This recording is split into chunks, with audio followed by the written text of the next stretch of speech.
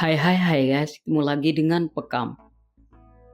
Saat tengah bersetegang dengan sejumlah orang yang menagih hasil investasi batubara dan dengan ex-karyawan Paytren, tiba-tiba saja video Yusuf Mansur yang dulu ingin membeli Real Madrid kembali jadi perbincangan warganet.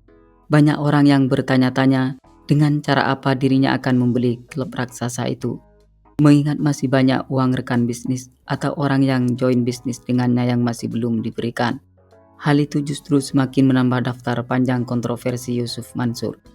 Biar Pekam Lovers tidak penasaran dan bertanya-tanya perihal tersebut, berikut ini beberapa kontroversi Yusuf Mansur yang bikin orang melongo.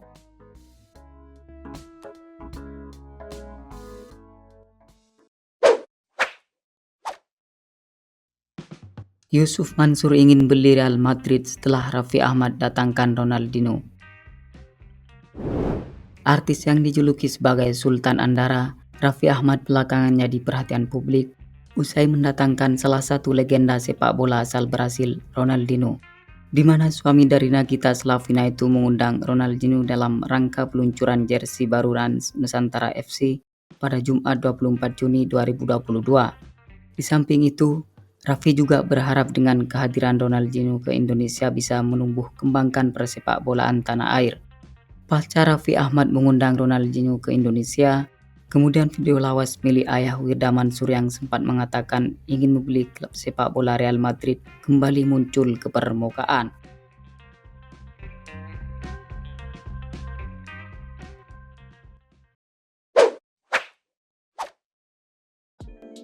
Yusuf Mansur ingin ubah nama Real Madrid jadi Real Masjid. Haji Jam'an Nur Khotib Mansur atau yang familiar disapa dengan Yusuf Mansur ini sempat memberi sebuah pengakuan yang bikin geleng-geleng kepala. Sebab Ustadz yang juga dikenal sebagai pengusaha ini mengaku bila nanti klub raksasa yang bernama Real Madrid itu telah dibeli, akan diubah namanya menjadi Real Masjid.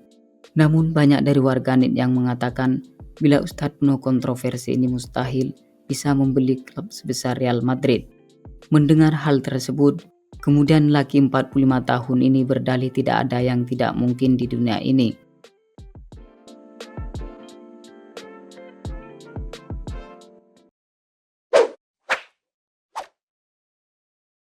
"14 ex karyawan Paytren tidak mau tunggakan gajinya dibayar dicicil." Ustadz Yusuf Mansur ternyata mempunyai tunggakan gaji yang belum dilunasi pada 14 ex karyawan Paytren. Dilansir dari jakarta.poskota.co.id bahwa gaji yang belum dibayar tersebut sebesar 451 juta. Sementara menurut kuasa hukum ex karyawan Paytren, Zaini Mustafa mengatakan bahwa kliennya ingin tunggakan gaji itu dibayar secara tunai. Ia juga menuturkan bila tunggakan gaji selama 6 bulan harus dibayar secara tunai selambat-lambatnya pada tanggal 15 Juli 2022 mendatang. Dan apabila tidak sesuai dengan deadline yang telah ditentukan, maka pihaknya akan kembali membawa gugatan belasan karyawan Paytren ke Disnaker Kota Bandung.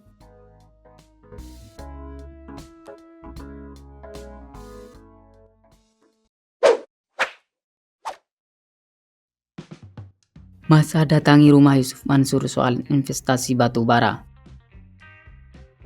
Kediaman Ustadz Yusuf Mansur yang terletak di kawasan Cipondoh, Tangerang didatangi puluhan orang.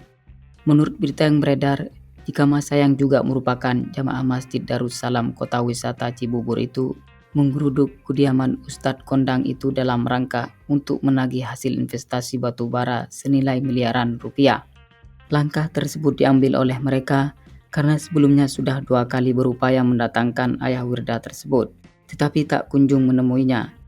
Menurut Heri Yusuf, selaku sekretaris Pelita 5 Pilar yang kala itu mendampingi masa aksi, mengatakan bahwa investasi batubara ini terjadi pada akhir tahun 2009 dengan dana yang telah terkumpul sebesar 46 miliar. Namun Ustadz Yusuf Mansur selaku komisaris utama tidak mengakuinya. Bahkan PT Padi Partner Perkasa, PT di mana tambang batubara itu bernaung, ternyata tidak ada produksinya, dan itu sudah 12 tahun semenjak investasi.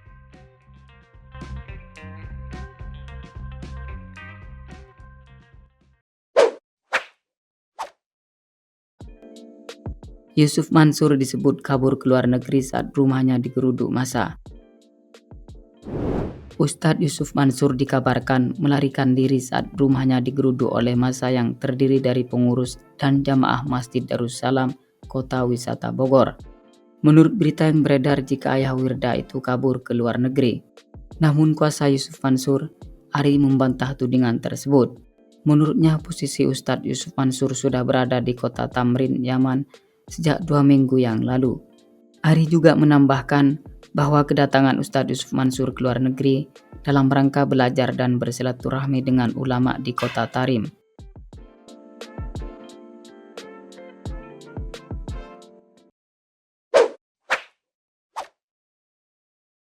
Yusuf Mansur bela anak gadisnya soal bertemu BTS.